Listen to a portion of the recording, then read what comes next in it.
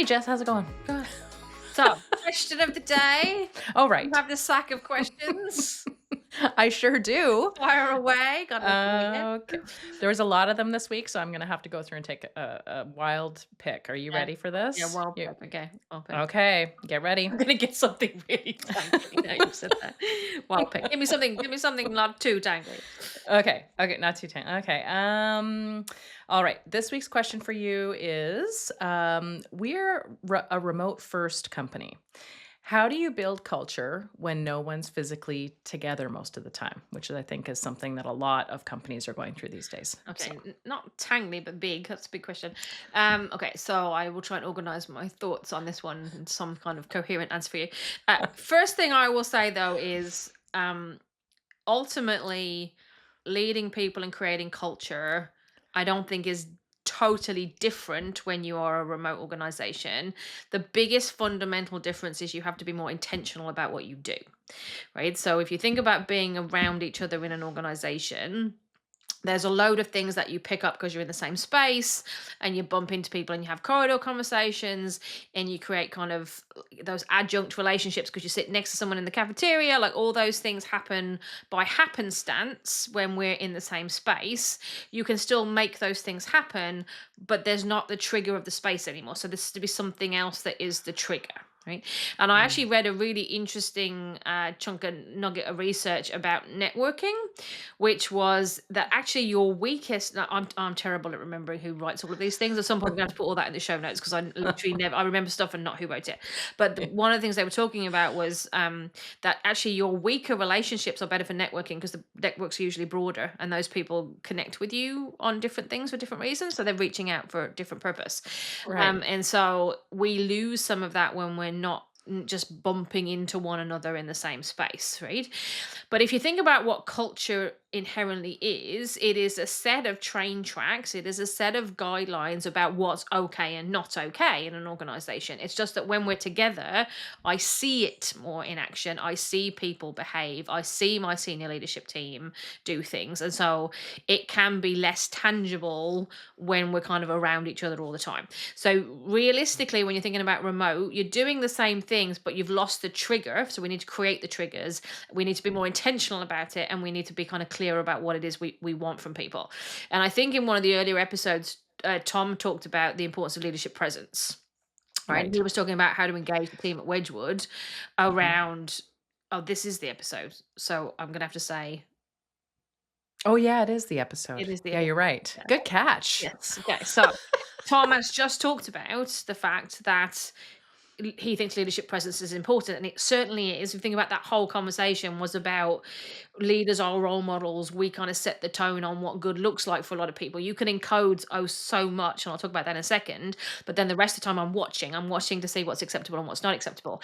And so, if you are in an office, that leadership presence piece is easy. You show up. If you're not in an office, you need to create the mechanisms for people to see you because otherwise, there's no role modeling that takes place, which is why it takes longer for culture to form. Same with Right. relationships, right? So, where brain is wired to mirror people. There's such a thing as mirror neurons in the brain. We see what other people are doing, we copy what other people are doing, right? So if we're not consciously creating the space for that, it takes longer to form. So when you're thinking about culture, slightly separate to engagement, when you're thinking about culture, the values that you espouse need to be clear and you need to find more ways to make them consciously talked about in an organization. So you can't put a poster on the wall if you don't have walls, right? Which is not necessarily a bad thing 'cause I'm not sure posters on the wall are necessarily what I'd espouse anyway. But when do you talk about your values? How do you onboard people to your values? How do you describe what the behaviors of your organization are like? Recognition is a great one. What gets rewarded gets repeated, right? So when we reward Mm. people, they get a dopamine hit in the brain. Dopamine says, yes, I feel good, but it also signals that that thing was important and I should do it again. So if you're trying to encourage corporate culture, behavior, actions, etc., recognition becomes a big part of that. So, how and when are you recognizing people and making that recognition visible, comfortably visible, so that other people can say, "Oh, if I do that, that's what good looks like here. That's what I need to be at." Right. So those sorts of things can make a difference.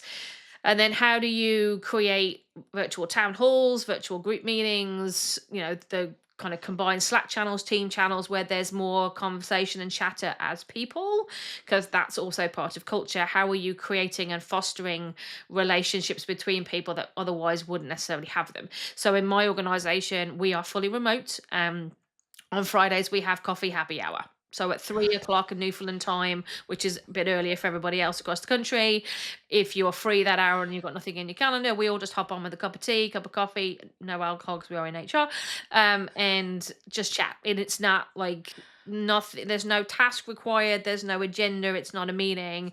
It is just a reason to get together and have a conversation. Now, what's interesting is if I don't go, people don't go, right? Because it's like, you're not in front of me, I'm not seeing you. If you start having a coffee chat in front of somebody in the office, people will join in because they're right in front of you. If you make it a meeting in the toolbox, unless someone starts the meeting, I'm busy, I'm at home, I'm doing whatever, I'm not likely to go. So you lose those communication touch points. So we have to make a point of having the meeting, encouraging people to go to meet, like, and even calling it a meeting. I shouldn't call it a meeting, but like, go to coffee hour. It's fine to go to coffee hour. Take the time to go to coffee hour. Other companies we work with do this really well too, and have like, I've got a one client who does random chats. So they have a much bigger team than we do, but they randomly set people up with people across some other part of the organization, and they have an hour random chat a month with somebody that they wouldn't normally work with. And there's no purpose to it. It's just chat. Now, I'll say to all of that, there's some introvert somewhere listening to this thinking, "I'd love to throw up right now," because that's the idea of on earth, right? So for those of us who are more social, more chatty, that's all great. For the introverts in the world, they probably like working from home. Those kind of socially things are going to require more either parameters to make them comfortable or more explanation as to why they're important, to encourage people to do them, or make them shorter, like 20 minutes, right? Like, that's perfectly fine. Mhm. But those sorts of things can help kind of fill in the gap, but there's no trigger when you take the space away, right? So we have to create the mechanism for it. Most people's uncomfort level with doing that remotely is it just feels more awkward, right? But awkwardness for me is often just a lack of practice. Like, if I don't know why I'm doing something, then I'm like, why am I doing this? And then if I'm not having to do it often, then it feels weird when I'm doing it and there's no real purpose to it, right? So, Mhm. setting some of that. There's another client that we know who does, to give it purpose, they do show and tell. Oh, So you that's a can kind of great pick idea. whatever you wanna talk about, Yeah. and if you don't wanna present, you don't have to, but everyone shows up to show and tell, so you're still getting some of the interaction, you can ask questions, but it's on anything, so you can talk about anything that's relevant to you. So you think about all those conversations that happen in the 5 minutes before a meeting starts or the 5 minutes after in the corridor that we don't have anymore, how do you replace that? These are some of the sorts of things you could be thinking about in terms of how you replace it, right? So those things are more culturally specific. For me, a lot of culture is about defining good behavior, but the relationships thing is part of that. That is slightly separate to engagement, right? So, how do I ensure my remote workers are engaged is a slightly different question. And Mhm. engagement is really about the same kind of behaviors, but just be more intentional about it. So, does that person know why they're here? Do they understand their contribution? Are you making time for them to talk about what's important to them? Are they getting feedback and recognition on how they're doing? Tie it back to your values for cultural reinforcement. Are you giving them the tools and equipment to do their job? Nothing will annoy a remote worker more than technical issues, right? It's the second most annoying thing for people in an office, but it's almost the number one annoying thing for someone who works remotely, because that's their link to everybody else, right? So the things that Right. apply for engagement still apply for people working remotely, but you'll need to be more intentional about all of it, because it won't just naturally happen in the same ways that people create relationships when they're left to their own devices. Okay. Right. So we do have a short course on understanding the pillars of engagement that applies. We are currently in the process of revamping our leading virtual teams course, because there's so much more you can put into it now. But if you've got any questions on any of that, just email us and we can have a chat about your particular situation and see what we can suggest. Amazing. That is a very robust and it's a perfect answer, I Well, think. and it might be worth just make a note for me. Well, let's see if one of our clients who's fully remote can come and talk about how they do some of this. So we have a client that's fully remote and has been since they started working. Well, to be fair to them, they were partly in office. They had a team of people in an office in Newfoundland, and then had a load of people working remotely, which I think is the hardest way to do it because then you've got kind of mixed bag.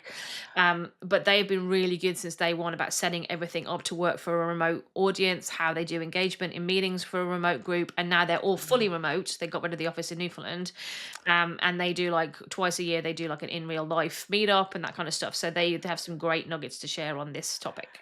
Wow, that's great, and I love what you said too about how it feels awkward at first. Because I mean, remember, like, during the pandemic when we were all forced to get on our Zoom calls for the first time, and how much it felt strange, and you didn't wanna talk over somebody, and it was really tricky, but now I feel like it's all kind of second nature, Well, right? it's way better and it's practice wiring, right? But Yeah. that's the one thing I gotta say: cameras on. But like when you communicate, more than half of what you communicate to somebody is your body language. If I cannot see you, I do not fully understand you. So I understand that whoever designed these tools so that you see yourself. I mean, I get it. Like, I want to make sure I got no spinach in my teeth. But I didn't used to walk into meetings with a mirror and sit there in the meeting with a mirror looking at myself or looking at everybody else, right? That's not how human beings work. So that's Yes. the awkward bit. Seeing yourself is the awkward bit. If we could find a way to take ourselves out of the equation, we'd forget about that and we would have the same interactions that we would normally have. But if we don't see faces, we're losing a load of information when we communicate. So if you want to sustain teams, relationships, culture, particularly if you're having difficult conversations, please put your cameras on because otherwise I'm not really getting you. Controversial. My It's plea. controversial, I know, Jess. I know. Someone's gonna be like, "You don't understand introverts. You don't." Now, if you're eating, put your camera off. I don't, that's fine. I don't need to see you. I don't need to watch you eat. That's perfectly fine. But otherwise, I'm missing seeing you. Right? I'm Yeah, missing seeing your face. So yeah. love that, love that. Thanks, Jess. You're welcome.